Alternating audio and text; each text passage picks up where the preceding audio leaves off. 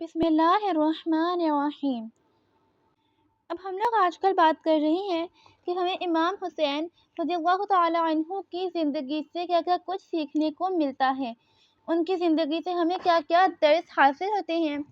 تو آئیے اپنے اسی ٹاپک کو ہم آگے بڑھاتے ہوئے آج کے موضوع پر بات کرتے ہیں۔ امام حسین رضی اللہ تعالی عنہ کی سیرت سے حاصل ہونے والا تیسرا درس۔ اب تک ہم لوگوں کو دو درس ہم لوگوں نے سمجھے ہیں۔ پہلا تھا کہ دین پہ کمپرومائز نہیں کرنا، اور دوسرا تھا کہ نمازوں کی پابندی کو لازم بنانا ہے۔ اب آج تیسرا جو سا ہے تو آئیے اس کی شروعات کرتے ہیں۔ بسم اللہ الرحمن الرحیم۔ امام حسین رضی اللہ تعالی عنہ کے سر اقدس کو جب نیزے پر لے جایا جا رہا تھا، وہ سر مبارک اس وقت بھی تلاوت قرآن کرنے میں مصروف تھا۔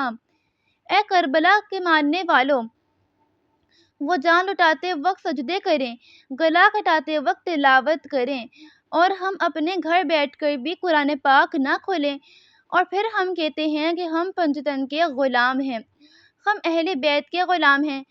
خالی نعرے لگانے سے کون سی غلامی ملنی ہے؟ کل بروز قیامت اگر قسمت کا ستارہ چمکا اور ہمارا سامنا امام حسین سے ہو گیا تو ہم کیا جواب دیں گے؟ اگر انہوں نے ہمارے سے پوچھ لیا کہ کیا تم پنجگانہ نماز کے عادی تھے تو ہم کیا بولیں گے؟ یا انہوں نے اگر ہم سے پوچھ لیا کہ کیا تم تلاوت قرآن کرتے تھے تو ہم انہیں کیا جواب دیں گے؟ سوائے شرمندگی کی ہمیں اور کچھ حاصل نہ ہوگا۔ آج تو ہمارا یہ حال ہے کہ دین کی سربلندی تو دور کی بات ہے، ہم میں سے کئی لوگ تو وہ ہیں جو دین کو بدنام کر رہے ہیں، اسلام کا نام برباد کر رہے ہیں۔ کیا مسلمان ایسا ہوتا ہے؟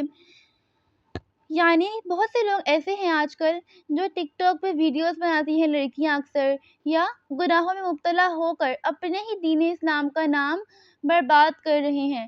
اپنے ہی اسلام کو ہم لوگ اس وقت کافروں کے سامنے ان کو ہنسنے کا موقع دے رہے ہیں۔